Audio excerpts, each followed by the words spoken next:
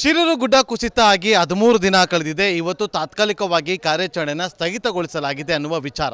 ಈ ವಿಚಾರಕ್ಕೆ ಸಂಬಂಧಪಟ್ಟಂತೆ ಅಂಕೋಲದ ಐಬಿಯಲ್ಲಿ ಕೇರಳ ಶಾಸಕರ ಜೊತೆಯಲ್ಲಿ ಸ್ಥಳೀಯ ಶಾಸಕರು, ಜಿಲ್ಲಾಧಿಕಾರಿಗಳು ಒಂದು ಮಹತ್ವದ ಮೀಟಿಂಗ್ ಅನ್ನು ನಡೆಸಿದ್ರು.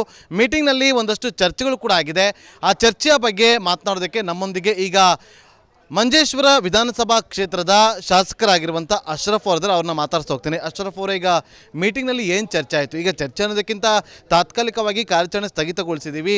ನಮಗೆ ಹವಾಮಾನ ವೈಪರೀತ್ಯ ಇರುತ್ತೆ, ಜೊತೆಗೆ ನದಿಯ ನೀರಿನ ವೇಗ ಕೂಡ ಜಾಸ್ತಿ ಆಗ್ತಾನೆ, ಅಲ್ಲಿ ಕಷ್ಟ ಆಗ್ತಾ ಇದೆ ಅಂತೇಳಿ, ಹಾಗಾಗಿ ಅದು ಕಡಿಮೆ ಆದರೆ ನಾವು ಕಾರ್ಯಾಚರಣೆ ಶುರು ಮಾಡ್ತೀವಿ ಅಂತ ಹೇಳ್ತಾ ಇದ್ದಾರೆ. ಇದಕ್ಕೆ ನಿಮ್ಮ ಸಮ್ಮತಿ ಇದೆಯಾ? ನೋಡಿ, ನಾವು 3 ಮಂದಿ ಶಾಸಕರುಗಳು ಇಲ್ಲೇ ಇದ್ದೇವೆ. ನಾನು ಬಂದು ಇವತ್ತಿಗೆ 10 ದಿನ ಆಯಿತು. ಪ್ರತಿದಿನ ಒಂದಲ್ಲ ಒಂದು ರೀತಿಯಲ್ಲಿ ನಾವು ಕೇರಳದಿಂದ ಬಂದಿರೋದು ಅರ್ಜುನ್ಗೋಸ್ಕರ. ಅದೇ ರೀತಿಯಲ್ಲಿ ಕರ್ನಾಟಕದ ಇನ್ನೂ 2 ಕಣ್ಮರೆಯಾದವರನ್ನು ನಮಗೆ ಪತ್ತೆ ಹಚ್ಚಲೇಬೇಕು, ನಮ್ಮ ಲೋಕೇಶ್ ಮತ್ತು ಜಗನ್ನಾಥ್. ಇವತ್ತು ಅನಿರೀಕ್ಷಿತವಾಗಿ DC ಅವರೊಂದು 3 ಗಂಟೆಗೆ ನಾವು ತಾತ್ಕಾಲಿಕವಾಗಿ ಕಾರ್ಯಾಚರಣೆ ನಿಲ್ಲಿಸ್ತೇವೆ. ಯಾಕೆಂತ ಹೇಳಿದರೆ ಇನ್ನು ನಮ್ಮ ಗಂಗಾವಳಿ ನದಿಯ ನೀರು ಅದರ 8 ನಾಟ್ಸ್ ಕಮ್ಮಿ ಆದರೆ ಮಾತ್ರ ನಮಗೆ ಮುಳುಗುವಿಕೆ ಸಾಧ್ಯವಾಗ್ಬೋದು ಎಂಬುದನ್ನು ಈಶ್ವರ್ ಮಲ್ಪೆ ಅವರು ಇವತ್ತು ಕೂಡ 4-5 ಸರ್ತಿ ಮುಳುಗಿದ್ರು ಕೂಡ ಅವರು ಕೂಡ ಅಪಾಯದ ಒಂದು ಹಂಚಿಕೆ ಹೋದರು ಅಂತ ಹೇಳಿ ನಿಲ್ಲಿಸಿದ್ರು ಅಂತ ಗೊತ್ತಾಯಿತು. ಆವಾಗಲೇ ನಿಮ್ಮ ಜಿಲ್ಲೆಯ ಇನ್ಚಾರ್ಜ್ ಉಸ್ತುವಾರಿ ಸಚಿವರು ಮಾಂಕಾಳ ವೈದ್ಯ, ನಿಮ್ಮ ಫಿಶರೀಸ್ ಮಿನಿಸ್ಟರ್ ಅವರು ಬಂದರು. ನಾವು ಅವರ ಜೊತೆಯಲ್ಲಿ ಹೇಳಿದೆವು, ಯಾವ ಕಾರಣಕ್ಕೂ ಕಾರ್ಯಾಚರಣೆ ನಿಲ್ಲಿಸಬಾರದು. ಆವಾಗಲೇ ನಮ್ಮ ಮುಖ್ಯಮಂತ್ರಿಗಳನ್ನು ಭೇಟಿ ಮಾಡಿ ಕರ್ನಾಟಕದ ಮುಖ್ಯಮಂತ್ರಿ ಜೊತೆಯಲ್ಲಿ ಅವರು ಮಾತನಾಡಿದರು. ಎಲ್ಲ ರೀತಿಯಲ್ಲೂ ಅರ್ಜುನ್ರವರನ್ನು, ಈ ಪ್ರದೇಶದ ಇಬ್ಬರನ್ನು ಹುಡುಕಲಿಕ್ಕೋಸ್ಕರ ಪ್ರಯತ್ನವನ್ನು ಮುಂದುವರಿಸಬೇಕು ಎಂಬ ಒಂದು ಅಭಿಪ್ರಾಯವನ್ನು, ಮನವಿಯನ್ನು ನಾವು ಅವರ ಮುಂದಿಟ್ಟಾಗ ಅವರು ಹೇಳಿದರು. ನಮ್ಮ ಅಂಕೋಳ ಐವಿಯಲ್ಲಿ ಕೂತ್ಕೊಂಡು DC ಜೊತೆಯಲ್ಲಿ ಸ್ಥಳೀಯ ಶಾಸಕರ ಜೊತೆಯಲ್ಲಿ ಚರ್ಚೆ ಮಾಡುವ ಅಂತ ಹೇಳಿದರು. 1-1.5 ತಾಸುಗಳ ಕಾಲ ಸಂಪೂರ್ಣವಾಗಿ ನಮ್ಮ 2 ಸಚಿವರುಗಳು ಬಂದ ನಂತರ ಆದ ಪ್ರತಿಯೊಂದು ವಿಷಯಗಳ ಬಗ್ಗೆ ಸೂಕ್ಷ್ಮವಾಗಿ ನಾವು ಚರ್ಚೆ ಮಾಡಿದೆವು. ನಾವು ಮಾಡಿದ ಒಂದು ಒತ್ತಾಯ ಅಂತ ಹೇಳಿದರೆ, ನೋಡಿ, ಇಷ್ಟು ದೂರದಿಂದ ನಾವು ಕೇರಳದ ಶಾಸಕರುಗಳು 2 ಸಚಿವರುಗಳು ಬಂದಿದ್ದರೆ ನಮಗೆ ಅರ್ಜುನ್ ಮತ್ತು ಆ ಟ್ರಕ್ಕಿನೊಳಗಡೆ ಮಲಗಿರುವ ಅರ್ಜುನ್ ಸಿಗಲೇಬೇಕು ಎಂಬ ಒಂದು ಪ್ರಾರ್ಥನೆಯಿಂದ ಬಂದವರು. ಇದ್ದಕ್ಕಿದ್ದಾಗೆ ನಿಲ್ಲಿಸಿದರೆ ಅದು ಯಾವೆಲ್ಲ ರೀತಿಯಲ್ಲಿ ಆ ಚರ್ಚೆ ಆಗ್ಬೋದು. ಆ ಕಾರಣಕ್ಕೋಸ್ಕರ, ಯಾಕಂತ ಹೇಳಿದರೆ ಕರ್ನಾಟಕ ಸರ್ಕಾರ, ಇಲ್ಲಿನ ಶಾಸಕರು, ಸಚಿವರುಗಳು ಎಲ್ಲರೂ ಕೂಡ ಒಳ್ಳೆಯ ರೀತಿಯಲ್ಲಿ ಪ್ರಯತ್ನವನ್ನು ಮಾಡಿದ್ದಾರೆ. ಆದ ಕಾರಣ ಈಗಲೂ ಹೇಳೋದು ಮಾತಂತ ಹೇಳಿದರೆ, ಕಾರ್ಯಾಚರಣೆ ಮುಂದುವರಿಸಬೇಕು, ಯಾವ ಕಾರಣಕ್ಕೂ ನಿಲ್ಲಿಸಬಾರದು ಎಂಬುದು ನಮ್ಮ ಮನವಿ.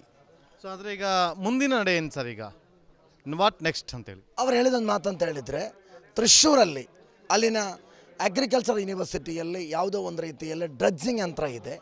ಅದನ್ನು DC ಮುಖಾಂತರ DCಯಲ್ಲಿ ಕಾಂಟ್ಯಾಕ್ಟ್ ಮಾಡಿದ್ದು, ನಾವು ಕೂಡ ಕಾಂಟ್ಯಾಕ್ಟ್ ಮಾಡಿದೆವು.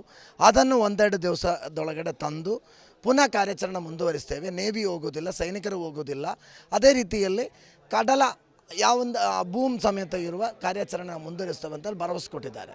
ಇದಕ್ಕೆ ನಿಮಗೆ ಒಪ್ಪಿಗೆ ಇದೆಯಾ?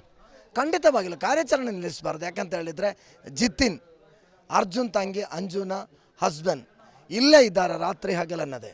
ಅವರ ಕೂಡ ಮನವಿ ಏನಂತ ಹೇಳಿದರೆ, ಕಾರ್ಯಾಚರಣೆ ನಿಲ್ಲಿಸಬಾರ್ದು, ಅರ್ಜುನ್ ಸಿಗುವ ತನಕ ಹುಡುಕಬೇಕೆಂಬುದು ಅವರ ಮಾತ್ರವಲ್ಲ, ಇಡೀ ಕೇರಳೀಯರ ಒಂದು ಮನವಿ. ಅದು ನಿಲ್ಲಿಸಬಾರ್ದು, ಮುಂದುವರಿಸಬೇಕೆಂಬುದೇ ನಮ್ಮ ಒತ್ತಾಯ. ಈಗ ನಾಳೆ ಯಾವ ರೀತಿಯಾಗಿ ಕಾರ್ಯಾಚರಣೆ ನಡೆಯುತ್ತೆ ಅನ್ನೋ ನಿಮಗೆ ಮಾಹಿತಿ ಕೊಟ್ಟಿದ್ದಾರೆ? ಅವರು ಯಾವ ಕಾರಣಕ್ಕೂ ನಿಲ್ಲಿಸುವುದಿಲ್ಲ, ಕಾರ್ಯಾಚರಣೆ ಮುಂದುವರಿಸ್ತಾರೆ ಅಂತೇಳಿ ಭರವಸೆಯನ್ನು ಕೊಟ್ಟಿದ್ದಾರೆ. ಅವರು ಮುಂದುವರಿಸ್ತಾರೆ.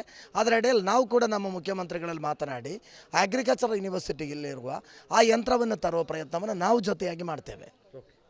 ಎಸ್, ಇದು ಮಂಜೇಶ್ವರ ವಿಧಾನಸಭಾ ಕ್ಷೇತ್ರದ ಶಾಸಕರಾಗಿರುವಂತಹ ಅಶ್ರಫ್ ಅವರ ಮಾತು. ಅವರು ತಿಳಿಸಿದಂತೆ ಈಗ ಒಂದು ಮಿಷಿನ್ ತರಬೇಕು, ಆ ಮಿಷಿನ್ನ ಬಂದ ಬಳಿಕ ನಾವು ಮತ್ತೊಮ್ಮೆ ಕಾರ್ಯಾಚರಣೆ ನಡೆಸ್ತೀವಿ. ಯಾವುದೇ ಕಾರಣಕ್ಕೂ ಕೂಡ ಕಾರ್ಯಾಚರಣೆ ಸ್ಥಗಿತಗೊಳ್ಳೋದಿಲ್ಲ. ಆದರೆ ನದಿಯ ದಡಭಾಗದಲ್ಲಿ ಹುಡುಕಾಟವನ್ನು ನಡೆಸೋದು ಏನಿದೆ, ಆ ಒಂದು ಕಾರ್ಯಾಚರಣೆ ನಡೆಯುತ್ತೆ ಅನ್ನುವ ಮಾತನ್ನು ರಿಪಬ್ಲಿಕ್ ಕನ್ನಡಕ್ಕೆ ಅವರು ತಿಳಿಸಿದ್ದಾರೆ. ಕ್ಯಾಮ್ರಾ ಪರ್ಸನ್ ರಾಕೇಶ್ ಗುಳೇದ್ ಜೊತೆ ನಾಗೇಂದ್ರ ಬಾಬು, ರಿಪಬ್ಲಿಕ್ ಕನ್ನಡ, ಉತ್ತರ ಕನ್ನಡ ಜಿಲ್ಲೆ. ಶಿರೂರು ಗುಡ್ಡ ಕುಸಿತ ಆಗಿ 13 ದಿನ ಕಳೆದಿದೆ. ಇವತ್ತು ತಾತ್ಕಾಲಿಕವಾಗಿ ಕಾರ್ಯಾಚರಣೆಯನ್ನು ಸ್ಥಗಿತಗೊಳಿಸಲಾಗಿದೆ ಅನ್ನುವ ವಿಚಾರ. ಈ ವಿಚಾರಕ್ಕೆ ಸಂಬಂಧಪಟ್ಟಂತೆ ಅಂಕೋಲದ ಐಬಿಯಲ್ಲಿ ಕೇರಳ ಶಾಸಕರ ಜೊತೆಯಲ್ಲಿ ಸ್ಥಳೀಯ ಶಾಸಕರು, ಜಿಲ್ಲಾಧಿಕಾರಿಗಳು ಒಂದು ಮಹತ್ವದ ಮೀಟಿಂಗ್ ಅನ್ನು ನಡೆಸಿದ್ರು. ಮೀಟಿಂಗ್ನಲ್ಲಿ ಒಂದಷ್ಟು ಚರ್ಚೆಗಳು ಕೂಡ ಆಗಿದೆ. ಆ ಚರ್ಚೆಯ ಬಗ್ಗೆ ಮಾತನಾಡೋದಕ್ಕೆ ನಮ್ಮೊಂದಿಗೆ ಈಗ ಮಂಜೇಶ್ವರ ವಿಧಾನಸಭಾ ಕ್ಷೇತ್ರದ ಶಾಸಕರಾಗಿರುವಂಥ ಅಶ್ರಫ್ ಅವರದ್ರ ಅವ್ರನ್ನ ಮಾತಾಡ್ತಾ ಹೋಗ್ತೀನಿ. ಅಶ್ರಫ್ ಅವರ ಈಗ ಮೀಟಿಂಗ್ನಲ್ಲಿ ಏನು ಚರ್ಚೆ ಆಯಿತು? ಈಗ ಚರ್ಚೆ ಅನ್ನೋದಕ್ಕಿಂತ ತಾತ್ಕಾಲಿಕವಾಗಿ ಕಾರ್ಯಾಚರಣೆ ಸ್ಥಗಿತಗೊಳಿಸಿದ್ದೀವಿ, ನಮಗೆ ಹವಾಮಾನ ವೈಪರೀತ್ಯ ಇರುತ್ತೆ, ಜೊತೆಗೆ ನದಿಯ ನೀರಿನ ವೇಗ ಕೂಡ ಜಾಸ್ತಿ ಆಗ್ತಾನೆ, ಅಲ್ಲಿ ಕಷ್ಟ ಆಗ್ತಾ ಇದೆ ಅಂತೇಳಿ ಹಾಗಾಗಿ ಅದು ಕಡಿಮೆ ಆದರೆ ನಾವು ಕಾರ್ಯಾಚರಣೆ ಶುರು ಮಾಡ್ತೀವಿ ಅಂತ ಹೇಳ್ತಾ ಇದ್ದಾರೆ. ಇದಕ್ಕೆ ನಿಮ್ಮ ಸಮ್ಮತಿ ಇದೆಯಾ? ನೋಡಿ, ನಾವು 3 ಮಂದಿ ಶಾಸಕರುಗಳು ಇಲ್ಲೇ ಇದ್ದೇವೆ. ನಾನು ಬಂದು ಇವತ್ತಿಗೆ 10 ದಿನ ಆಯಿತು. ಪ್ರತಿದಿನ ಒಂದಲ್ಲ ಒಂದು ರೀತಿಯಲ್ಲಿ ನಾವು ಕೇರಳದಿಂದ ಬಂದಿರೋದು ಅರ್ಜುನ್ಗೋಸ್ಕರ. ಅದೇ ರೀತಿಯಲ್ಲಿ ಕರ್ನಾಟಕದ ಇನ್ನೂ ಇಬ್ಬರು ಕಣ್ಮರೆಯಾದವರನ್ನು ನಮಗೆ ಪತ್ತೆ ಹಚ್ಚಲೇಬೇಕು, ನಮ್ಮ ಲೋಕೇಶ್ ಮತ್ತು ಜಗನ್ನಾಥ್. ಇವತ್ತು ಅನಿರೀಕ್ಷಿತವಾಗಿ DC ಅವರೊಂದು 3 ಗಂಟೆಗೆ ನಾವು ತಾತ್ಕಾಲಿಕವಾಗಿ ಕಾರ್ಯಾಚರಣೆ ನಿಲ್ಲಿಸ್ತೇವೆ. ಯಾಕೆಂತ ಹೇಳಿದರೆ ಇನ್ನು ನಮ್ಮ ಗಂಗಾವಳಿ ನದಿಯ ನೀರು ಅದರ 8 ನಾಟ್ಸ್ ಕಮ್ಮಿ ಆದರೆ ಮಾತ್ರ ನಮಗೆ ಮುಳುಗುವಿಕೆ ಸಾಧ್ಯವಾಗ್ಬೋದು ಎಂಬುದನ್ನು ಈಶ್ವರ್ ಮಲ್ಪೆ ಅವರು ಇವತ್ತು ಕೂಡ 4-5 ಸರ್ತಿ ಮುಳುಗಿದ್ರು ಕೂಡ ಅವರು ಕೂಡ ಅಪಾಯದ ಒಂದು ಅಂಚಿಗೆ ಹೋದರು ಅಂತ ಹೇಳಿ ನಿಲ್ಲಿಸಿದ್ರು ಅಂತ ಗೊತ್ತಾಯಿತು. ಆವಾಗಲೇ ನಿಮ್ಮ ಜಿಲ್ಲೆಯ ಇನ್ಚಾರ್ಜ್ ಉಸ್ತುವಾರಿ ಸಚಿವರು ಮಂಕಾಳ ವೈದ್ಯ, ನಿಮ್ಮ ಫಿಶರೀಸ್ ಮಿನಿಸ್ಟರ್ ಅವರು ಬಂದರು. ನಾವು ಅವರ ಜೊತೆಯಲ್ಲಿ ಹೇಳಿದೆವು, ಯಾವ ಕಾರಣಕ್ಕೂ ಕಾರ್ಯಾಚರಣೆ ನಿಲ್ಲಿಸಬಾರದು. ಆವಾಗಲೇ ನಮ್ಮ ಮುಖ್ಯಮಂತ್ರಿಗಳನ್ನು ಭೇಟಿ ಮಾಡಿ ಕರ್ನಾಟಕದ ಮುಖ್ಯಮಂತ್ರಿ ಜೊತೆಯಲ್ಲಿ ಅವರು ಮಾತನಾಡಿದರು.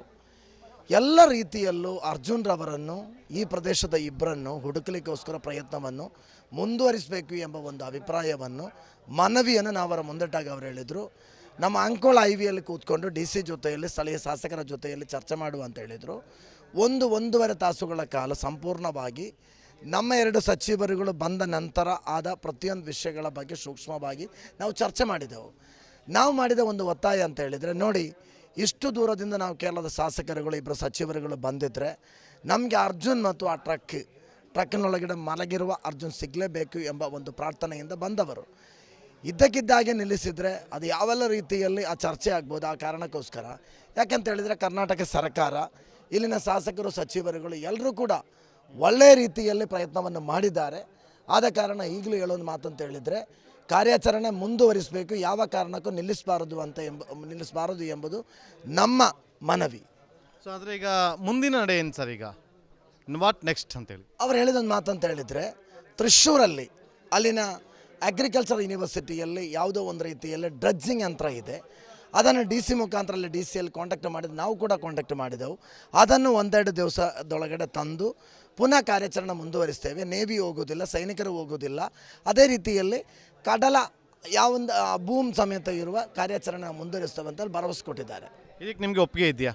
ಖಂಡಿತವಾಗಿಲ್ಲ, ಕಾರ್ಯಾಚರಣೆ ನಿಲ್ಲಿಸಬಾರ್ದು. ಯಾಕಂತ ಹೇಳಿದರೆ ಜಿತಿನ್, ಅರ್ಜುನ್ ತಂಗಿ ಅಂಜುನ ಹಸ್ಬೆಂಡ್ ಇಲ್ಲೇ ಇದ್ದಾರೆ ರಾತ್ರಿ ಹಗಲನ್ನದೇ. ಅವರ ಕೂಡ ಮನವಿ ಏನಂತ ಹೇಳಿದರೆ ಕಾರ್ಯಾಚರಣೆ ನಿಲ್ಲಿಸಬಾರ್ದು, ಅರ್ಜುನ್ ಸಿಗುವ ತನಕ ಹುಡುಕಬೇಕೆಂಬುದು ಅವರ ಮಾತ್ರವಲ್ಲ, ಇಡೀ ಕೇರಳೀಯರ ಒಂದು ಮನವಿ. ಅದು ನಿಲ್ಲಿಸಬಾರ್ದು, ಮುಂದುವರಿಸಬೇಕೆಂಬುದೇ ನಮ್ಮ ಒತ್ತಾಯ. ಈಗ ನಾಳೆ ಯಾವ ರೀತಿಯಾಗಿ ಕಾರ್ಯಾಚರಣೆ ನಡೆಯುತ್ತೆ ಅನ್ನೋ ನಿಮಗೆ ಮಾಹಿತಿ ಕೊಟ್ಟಿದ್ದಾರೆ? ಅವರು ಯಾವ ಕಾರಣಕ್ಕೂ ನಿಲ್ಲಿಸುವುದಿಲ್ಲ, ಕಾರ್ಯಾಚರಣೆ ಮುಂದುವರಿಸ್ತಾರೆ ಅಂತ ಹೇಳಿ ಭರವಸೆಯನ್ನು ಕೊಟ್ಟಿದ್ದಾರೆ. ಅವರು ಮುಂದುವರಿಸ್ತಾರೆ. ಅದರ ಅಡಿಯಲ್ಲಿ ನಾವು ಕೂಡ ನಮ್ಮ ಮುಖ್ಯಮಂತ್ರಿಗಳಲ್ಲಿ ಮಾತನಾಡಿ ಅಗ್ರಿಕಲ್ಚರ್ ಯೂನಿವರ್ಸಿಟಿಯಲ್ಲಿರುವ ಆ ಯಂತ್ರವನ್ನು ತರುವ ಪ್ರಯತ್ನವನ್ನು ನಾವು ಜೊತೆಯಾಗಿ ಮಾಡ್ತೇವೆ. ಎಸ್, ಇದು ಮಂಜೇಶ್ವರ ವಿಧಾನಸಭಾ ಕ್ಷೇತ್ರದ ಶಾಸಕರಾಗಿರುವಂತಹ ಅಶ್ರಫ್ ಅವರ ಮಾತು. ಅವರು ತಿಳಿಸಿದಂತೆ ಈಗ ಒಂದು ಮಿಷಿನ್ ತರಬೇಕು, ಆ ಮಿಷಿನ್ನ ಬಂದ ಬಳಿಕ ನಾವು ಮತ್ತೊಮ್ಮೆ ಕಾರ್ಯಾಚರಣೆ ಮಾಡ್ತೀವಿ, ಯಾವುದೇ ಕಾರಣಕ್ಕೂ ಕೂಡ ಕಾರ್ಯಾಚರಣೆ ಸ್ಥಗಿತಗೊಳ್ಳೋದಿಲ್ಲ. ಆದರೆ ನದಿಯ ದಡಭಾಗದಲ್ಲಿ ಹುಡುಕಾಟವನ್ನು ನಡೆಸೋದು ಏನಿದೆ ಆ ಒಂದು ಕಾರ್ಯಾಚರಣೆ ನಡೆಯುತ್ತೆ ಅನ್ನುವ ಮಾತನ್ನು ರಿಪಬ್ಲಿಕ್ ಕನ್ನಡಕ್ಕೆ ಅವರು ತಿಳಿಸಿದ್ದಾರೆ. ಕ್ಯಾಮ್ರಾ ಪರ್ಸನ್ ರಾಕೇಶ್ ಗುಳೇದ್ ಜೊತೆ ನಾಗೇಂದ್ರ ಬಾಬು, ರಿಪಬ್ಲಿಕ್ ಕನ್ನಡ, ಉತ್ತರ ಕನ್ನಡ ಜಿಲ್ಲೆ.